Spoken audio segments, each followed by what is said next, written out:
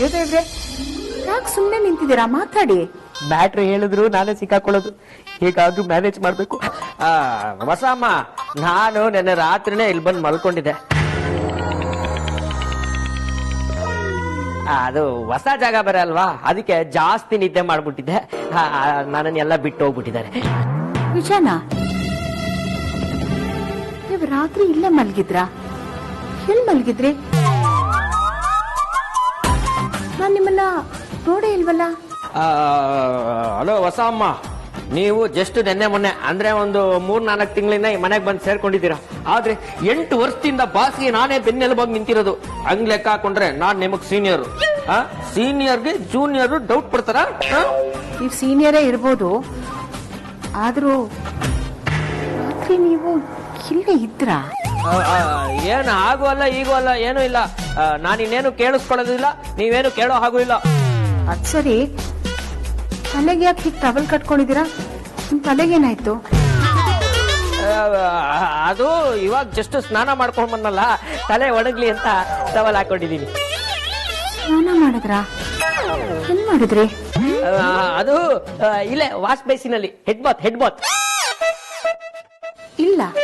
ಸಾಕು, ಇನ್ನೊಂದ್ ಮಾತು ನಿಮ್ ಬಾಯಿಂದ ಆಚೆ ಬಂದ್ರೆ ಅದು ತುಂಬಾ ಮೇಲವರೆಗೂ ಹೋಗುತ್ತೆ. ಮೊದ್ಲೇ ಹೇಳಿದೀನಿ, ಎಚ್ಚರಿಕೆ. ಸರಿಪಾ, ನಾನೇನು ಕೇಳೋದು ಇಲ್ಲ, ನೀವೇನು ಹೇಳೋದು ಬೇಡ. ಹಲೋ ಹೊಸ ಅಮ್ಮ, ಎಲ್ಲಿಗೆ ಹೋಗ್ತಾ ಇದೀರಾ? ಧ್ರುವನ್ ರೂಮ್ಗೆ. ನನಗೊಂದು ಕಪ್ ಕಾಫಿ ಸಿಗ್ಬೋದಾ? ಅದಕ್ಕೇನು ಮಾಡ್ಕೊಡ್ತೀನಿ. ಹಾಗೆ ತಿನ್ನಕ್ಕೆ ಏನಾದ್ರು ಕೊಡಿ. ಬೆಳಗ್ಗೆಯಿಂದ ಏನು ತಿಂದಿಲ್ಲ, ಹೊಟ್ಟೆ ಹಸಿತೈತೆ. ಸರಿ.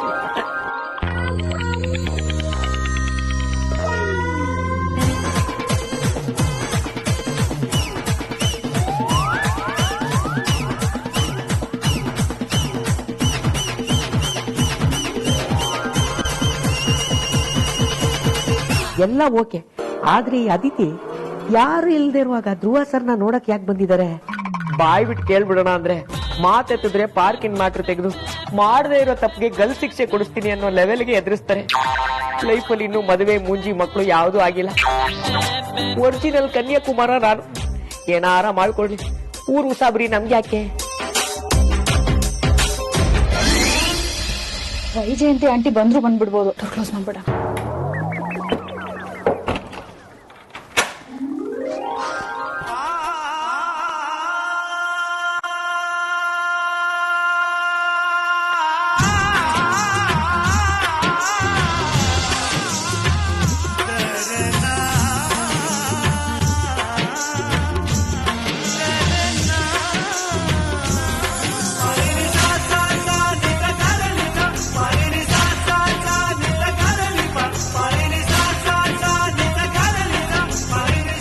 ಹೇಗಿದ್ಯಾ ಧ್ರುವ? ಚೆನ್ನಾಗಿರ್ತೀಯ. ಚೆನ್ನಾಗಿಲ್ಲ ಅಂದ್ರು ಚೆನ್ನಾಗಾಗ್ತೀಯ. ಯಾಕಂದ್ರೆ ನಾನ್ ಬಂದಿದ್ದೀನಲ್ವಾ. ನಾನಷ್ಟೇ ಅಲ್ಲ, ನಿನಗಿಷ್ಟ ಆಗೋದನ್ನು ತಂದಿದ್ದೀನಿ. ಏನ್ ಹೇಳು? ನಿನ್ಗೋಸ್ಕರ ಕ್ಯಾರೆಟ್ ಹಲ್ವಾ ಮಾಡ್ಕೊಂಡ್ ಬಂದಿದ್ದೀನಿ.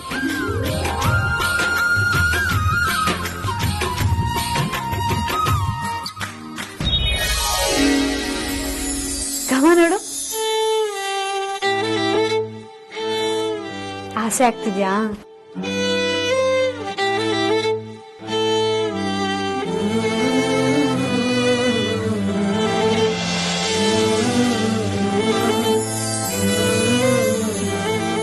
ನನಗ್ ಪ್ರಪೋಸ್ ಮಾಡೋದಕ್ಕೆ ನೀನ್ ಇಷ್ಟೊಂದು ಲೇಟ್ ಮಾಡಬಾರ್ದಿತ್ತು. ದೊಡ್ಡ ನೀನು.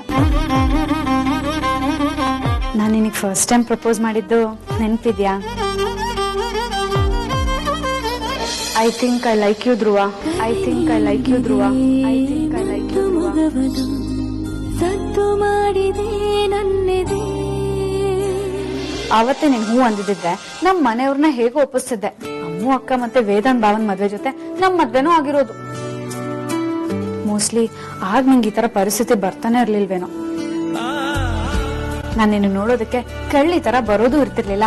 ಗಂಡ ಹೆಂಡತಿ ಅಂತ ಕೈ ಕೈ ಇಟ್ಕೊಂಡು ರಾಜಾರೋಷ ಓಡಾಡಿದ್ರು ಯಾರು ಕೇಳ್ತಾ ಇರ್ಲಿಲ್ಲ. ನೋಡು, ಈಗೇ ಹೇಳ್ತಿದ್ದೀನಿ, ಆಮೇಲೆ ಹೇಳಿಲ್ಲ ಅಂತೆಲ್ಲ ಹೇಳ್ಬೇಡ. ನೀನ್ ಹುಷಾರಾದ ಕೂಡ್ಲೆ ಇಬ್ರು ನಮ್ ವಿಷಯನ ನಮ್ ಮನೇಲಿ ಹೇಳ್ಬೇಡಣ. ಅರ್ಥ ಆಯ್ತಾ? ನಿನ್ನ ಕಾಯಕ್ ಆಗಲ್ಲ ಕಣೋ. ತಗೋತೀನಿ.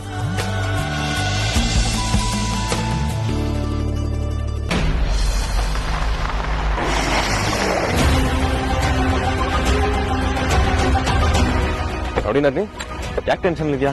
ಏನಾಯ್ತು? ನೀನ್ ಕಾಲ್ ಮಾಡಿದಾಗ ಏನು ಮಾತಾಡ್ದಿರೋದು ನೋಡಿ ನನಗೆ ಟೆನ್ಷನ್ ಆಯ್ತು, ಅದಕ್ಕೆ ನಾನು ಇಲ್ಲೇ ಬಂದೆ. ಬಾವಾ, ಮೊದಲು ನೀವು ನನ್ನ ಕ್ಷಮಿಸ್ಬೇಕು. ಕ್ಷಮಿಸೋದಾ? ಯಾಕೆ? ನನ್ನಿಂದ ತಪ್ಪಾಗೋಗಿದೆ. ಯಾಕೆ ಟೆನ್ಷನ್ ಮೇಲೆ ಟೆನ್ಷನ್ ಕೊಡ್ತಾ ಇದ್ಯಾ? ಮೊದ್ಲು ಏನಾಯ್ತು ಅಂತ ಹೇಳು. ಆರ್ತಿ ಅವರು ಮತ್ತೆ ಸುಹಾಸಿನಿ ನಿನ್ ಜೊತೆ ದೇವಸ್ಥಾನಕ್ಕೆ ಬಂದಿದ್ರಲ್ವಾ, ಅವರೆಲ್ಲಿ? ಬಾವಾ, ಅದ್ರ ಬಗ್ಗೆ ಮಾತಾಡೋದಕ್ಕೆ ಅಂತಾನೆ ಕಾಲ್ ಮಾಡಿತ್ತು.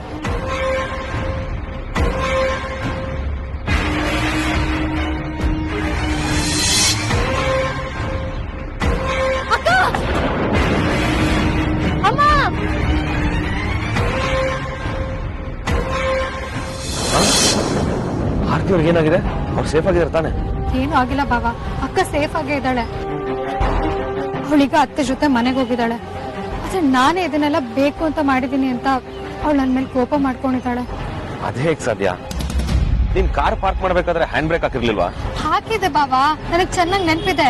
ಯಾಕಂದ್ರೆ ಹಾಕಿದ್ಮೇಲೆ ಕರೆಕ್ಟಾಗಿ ಹಾಕಿದೀನೋ ಇಲ್ವೋ ಅಂತ ಕ್ರಾಸ್ ಚೆಕ್ ಕೂಡ ಮಾಡಿದ್ದೆ. ಮತ್ತೆ ಕಾರ್ ಮೂವ್ ಆಗೋಕ್ ಸಾಧ್ಯ? ನಂಗೂ ಅದೇ ಗೊತ್ತಾಗ್ತಿಲ್ಲ ಬಾವಾ. ದೇವ್ರಾಣೆ ಹ್ಯಾಂಡ್ ಬ್ರೇಕ್ ಹೇಗ್ ರಿಲೀಸ್ ಆಯ್ತು ಅಂತಾನೆ ಗೊತ್ತಾಗ್ತಿಲ್ಲ. ನಂಗೆ ತುಂಬಾ ಗಿಲ್ಟ್ ಫೀಲ್ ಆಗ್ತಿದೆ ಬಾವಾ. ನನ್ನಿಂದಾನೆ ಹ್ಯಾಂಡ್ ಬ್ರೇಕ್ ಹಾಕಿದ್ಮೇಲೂ ಕಾರ್ ಮೂವ್ ಆಗಿದೆ ಅಂದ್ರೆ ದಿಸ್ ಇಸ್ ಫಿಶಿ. ನೀನು ಸುಹಾಸಿನಿ ಜೊತೆ ಹೊರಗಡೆ ಹೋಗ್ಬೇಕಾದ್ರೆ ಎಕ್ಸ್ಟ್ರಾ ಕೇರ್ಫುಲ್ ಆಗಿರ್ಬೇಕು. ಕೆಟ್ಟದ್ ಹಾಗೆ ಆಗುತ್ತೆ ಅಂತ ಎಕ್ಸ್ಪೆಕ್ಟ್ ಮಾಡಿರ್ಬೇಕು. ಕಾರ್ ಲಾಕ್ ಮಾಡಿದ? ಹಾ ಬಾವಾ, ಲಾಕ್ ಮಾಡಿದ್ದೆ. ಲಾಕ್ ಮಾಡಿದ್ಯಾ? ನಂಗೆ ಯಾಕೋ ಇದು ಸುಹಾಸಿನಿ ಕೈವಾಡನೆ ಅಂತ ಅನಿಸ್ತಾ ಇದೆ. ಅವಳು ಯಾವ್ದೋ ಹೊಸ ಗೇಮ್ ಸ್ಟಾರ್ಟ್ ಮಾಡಿರ್ಬೇಕು. ಇನ್ಮೇಲಿಂದ ನಾವು ತುಂಬಾ ಅಲರ್ಟ್ ಆಗಿರ್ಬೇಕು. ಓಕೆ? ಅವಳಿದ್ದಾಳೆ ಅಂದ್ರೆ ಒಂದು ಕ್ಷಣನೂ ನಾವು ಮೈ ಮರೆಯೋ ಹಾಗಿಲ್ಲ. ಅದೇನೋ ನಿಜ ಬಾವಾ, ಆದ್ರೆ ನಾನು ಇದನ್ನೆಲ್ಲ ಎಕ್ಸ್ಪೆಕ್ಟ್ ಮಾಡಿರ್ಲಿಲ್ಲ. ಡೋಂಟ್ ವರಿ, ಯಾರಿಗೇನೂ ಆಗ್ಲಿಲ್ವಲ್ಲ. ಬಾ ಮನೆಗೆ ಹೋಗೋಣ.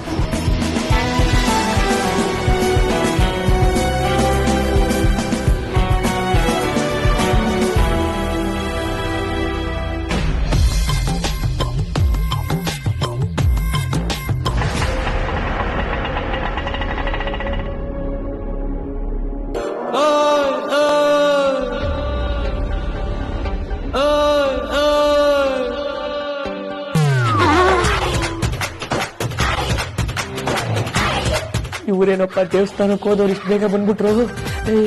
ಈ ಕುಂಬಳಕಾಯಿ ನೋಡಿದ್ರೆ ಧ್ರುವ ಸರ್ ಮಾತಾಡ್ಸ್ಕೊಂಡ್ ಬರಕ್ ಹೋಗಿದ್ದಾಳೆ, ಇನ್ನ ಬಂದಿಲ್ಲ.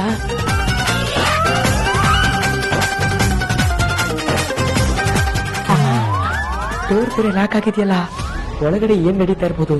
ನಮ್ ಧ್ರುವ ಸರ್ ಪ್ರಾಣಕ್ಕೆ ಏನಾದ್ರು ಅವ್ರ ಮಾಲ್ ಅಟ್ಯಾಕ್ ಮಾಡಿದ್ ಲೇಡಿ ಇವಳೇ ಇರ್ಬೋದಾ? ಯಾರು ಗೊತ್ತು, ಯಾವ್ದಕ್ಕೂ ಕನ್ಫರ್ಮ್ ಮಾಡ್ಕೊಂಡ್ಬಿಡೋಣ. ರೀ ಬಾಗಿಲ್ ತೆಗಿರ್ರಿ, ನಾನ್ರಿ ಕಾಂತ.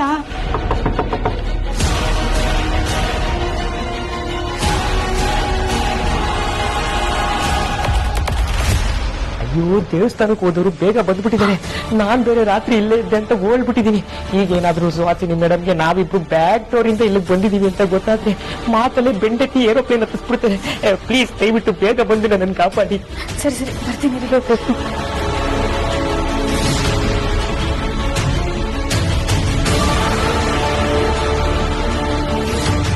ಸಾರಿ ಧ್ರುವ, ನಾನು ಹೋಗಿ ಬರ್ತೀನಿ.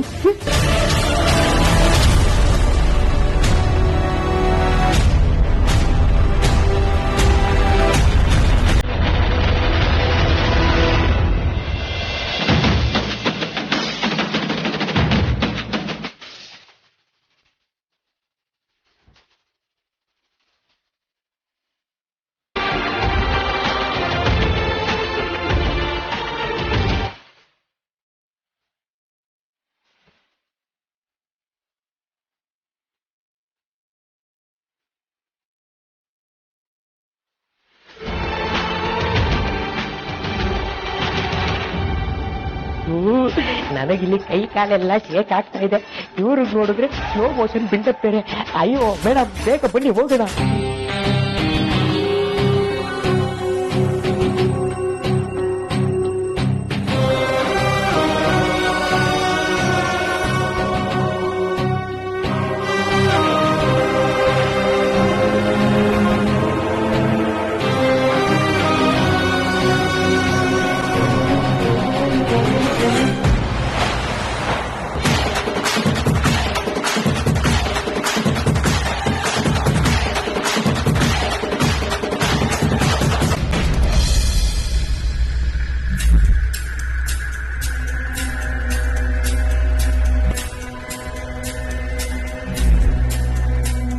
ಹೆಂಡತಿ ನಿಮ್ಗೇನಾಗಿಲ್ಲ ತಾನೆ?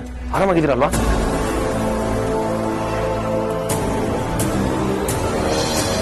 ವಿಕ್ರಮ್, ಇವತ್ತೇನಾಯ್ತು ಗೊತ್ತಾ? ದೇವಸ್ಥಾನಕ್ಕೆ ಹೋಗಿದ್ದಾಗ ಅಮೂಲ್ಯ. ಪ್ಲೀಸ್ ಮದರ್ ಇಂಡಿಯಾ, ನೀವೇನು ಹೇಳಕ್ ಬೇಡ, ನನಗೆಲ್ಲ ಗೊತ್ತಿದೆ.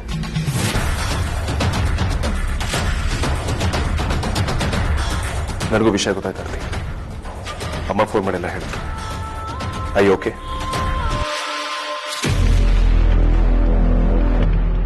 ಅಗ್ರಜ, ಆಕ್ಚುಲಿ ಅವ್ರು ತುಂಬಾ ಭಯ ಪಟ್ಕೊಂಡಿದ್ದಾರೆ ಅನ್ಸುತ್ತೆ, ಅದಕ್ಕೆ ಇನ್ನೂ ಅದೇ ಶಾಕಲ್ಲಿದ್ದಾರೆ. ಹೌದಾ? ಹಾಗಾದ್ರೆ ಹಾಸ್ಪಿಟ್ಲಿಗೆ ಹೋಗೋಣ ಬನ್ನಿ. ಇಲ್ಲ ಬಾಬಾ, ಹಾಸ್ಪಿಟಲ್ ಎಲ್ಲ ಏನೂ ಬೇಡ. ಅಷ್ಟೊಂದೆಲ್ಲ ಏನೂ ಆಗಿಲ್ಲ. ಶಾಕಲ್ಲಿ ಇದ್ದಿದ್ದು ನಿಜಾನೇ, ಆದ್ರೆ ಇವಾಗ ನಾನು ಆರಾಮಾಗಿದ್ದೀನಿ. ನಾನ್ ಚೆನ್ನಾಗಿದ್ದೀನಿ ಅನ್ನೋದ್ಕಿಂತ ನನ್ ಗ್ರಾಚಾರ ಚೆನ್ನಾಗಿತ್ತು ಅನ್ಸುತ್ತೆ ಬಾಬಾ. ಅದಕ್ಕೆ ಆ ದೇವ್ರು ಕಣ್ಬಿಟ್ಟು ನೋಡ್ದ, ನಾನು ನನ್ನ ಮಗು ಇಬ್ರು ಉಳ್ಕೊಂಡ್ಬಿಟ್ವಿ. ಆರ್ತಿ, ನಾನು ನಿಮಗೆ ಮೊದಲೇ ಹೇಳಿದ್ದೆ ಅಲ್ವಾ, ಕೇರ್ಫುಲ್ ಆಗಿರಿ ಅಂತ. ಆದ್ಯ ವಿಚಾರದಲ್ಲಿ ಆಲ್ರೆಡಿ ಎಲ್ಲರೂ ನಾವು ಒಂದ್ಸಲ ನೋವು ಅನುಭವಿಸಿದ್ವಿ. ಮತ್ತೆ ಅದೇ ಘಟನೆ ನಮ್ಮ ಮನೆ ನಡೆಯೋದು ನನಗೆ ಖಂಡಿತವಾಗ್ಲೂ ಇಷ್ಟ ಇಲ್ಲ.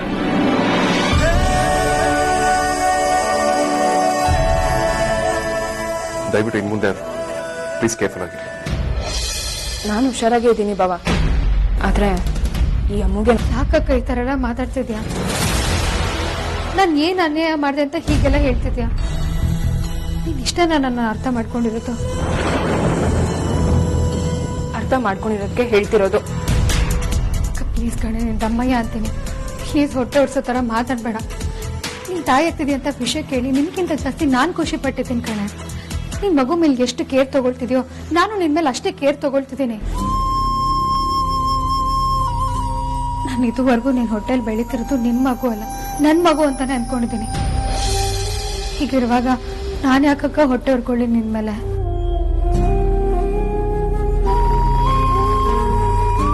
ಅಷ್ಟಕ್ಕೂ ನಮ್ಮ ಅಪ್ಪ ಅಮ್ಮ ನಮ್ಗೆ ಯಾರಿಗೂ ಅಂತ ಬುದ್ಧಿ ಹೇಳ್ಕೊಟ್ಟಿಲ್ಲ.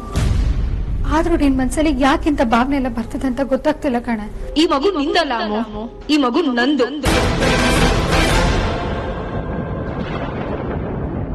ಈ ಮಗುವಿನ ತಾಯಿ ನೀನಲ್ಲ, ನಾನು.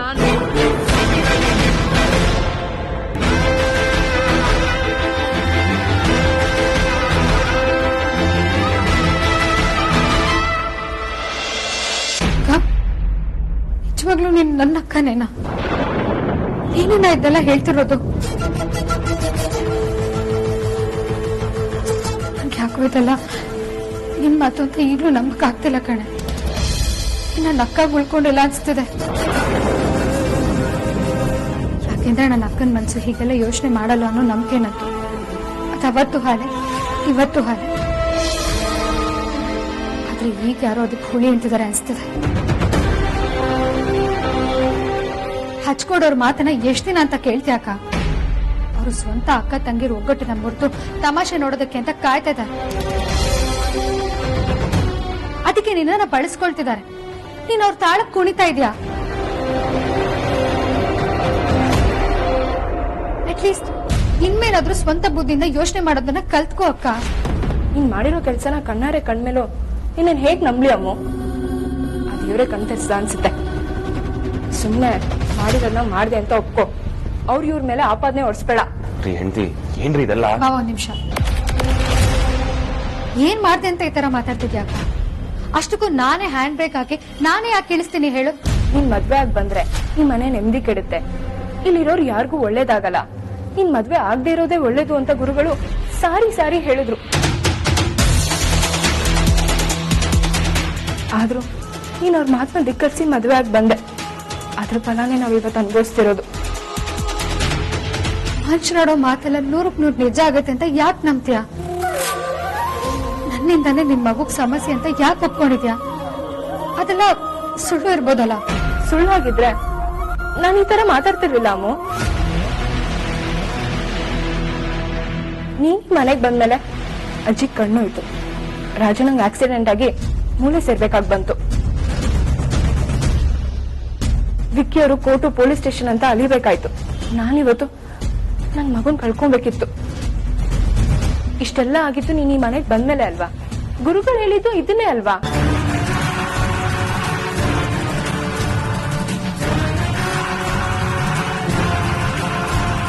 ಅಂದ್ರೆ ಅಲ್ಲಿಗೆ ಗುರುಗಳು ಹೇಳಿದ ಮಾತು ನಿಜ ಆಯ್ತು ತಾನೆ? ಆರ್ತಿ, ನೀವಿಬ್ರು ಅಕ್ಕ ತಂಗಿರು ನಿಮ್ಮನೇಲಿ ಹೇಗಿದ್ರೋ ಹಾಗೆ ನಮ್ಮನೇಲೂ ಇರಿ. ಈ ಮನೆಗೆ ಬಂದ್ಮೇಲೆ ನಿಮ್ಮಿಬ್ಬರ ಸಂಬಂಧ ಹಾಳಾಯ್ತು ಅನ್ನೋ ಅಪವಾದ ನಮಗ್ ಬೇಡ. ಅದರಲ್ಲೂ ಅಮೂಲ್ಯ ಇನ್ನೂ ಚಿಕ್ಕವಳು. ಯಾರ ಜೊತೆ ಹೇಗ್ ನಡ್ಕೊಳ್ಬೇಕು, ಹೇಗ್ ಮಾತಾಡ್ಬೇಕು ಅನ್ನೋ ತಿಳುವಳಿಕೆ ಸ್ವಲ್ಪ ಕಮ್ಮಿ.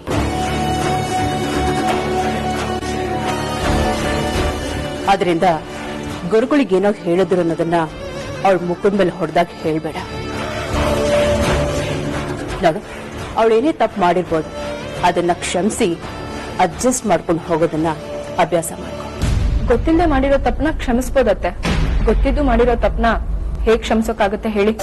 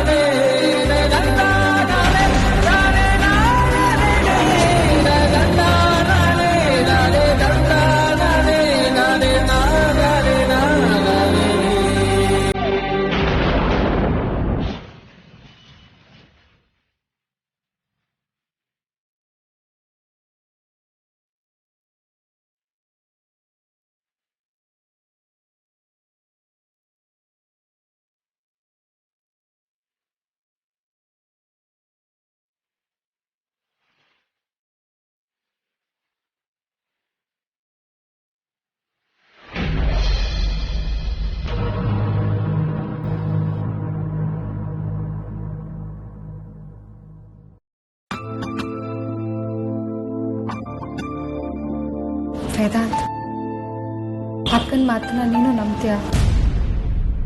ಹೌದು, ನಂಬ್ತೀನಿ.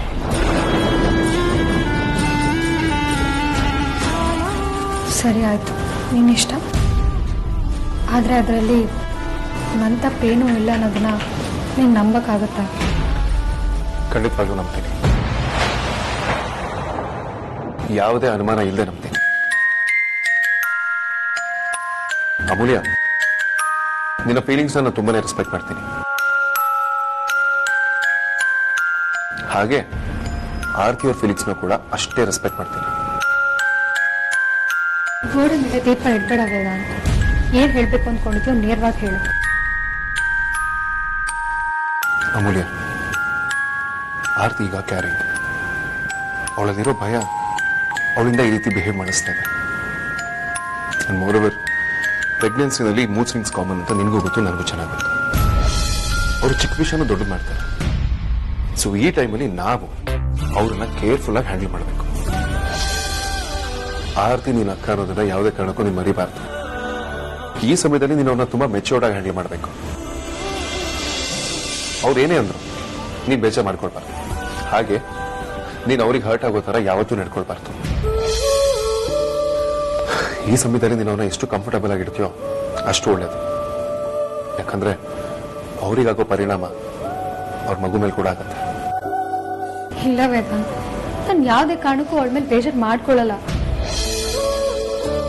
ಆದ್ರೆ ಅವಳು ನನ್ನೇ ತಪ್ಪು, ನಾನೇ ಬೇಕು ಅಂತ ಮಾಡ್ತಿದ್ದೀನಿ ಅನ್ನೋ ತರ ಮಾತಾಡ್ತಾಳೆ. ಆದ್ರೆ ನಿಜವಾಗ್ಲೂ ನಾನು ಯಾವ ತಪ್ಪು ಮಾಡಿಲ್ಲ ವೇದಾಂತ್. ನೀನು ತಪ್ಪು ಮಾಡಿಲ್ಲ ಅಂತ ನನಗೆ ಚೆನ್ನಾಗಿ ಗೊತ್ತು.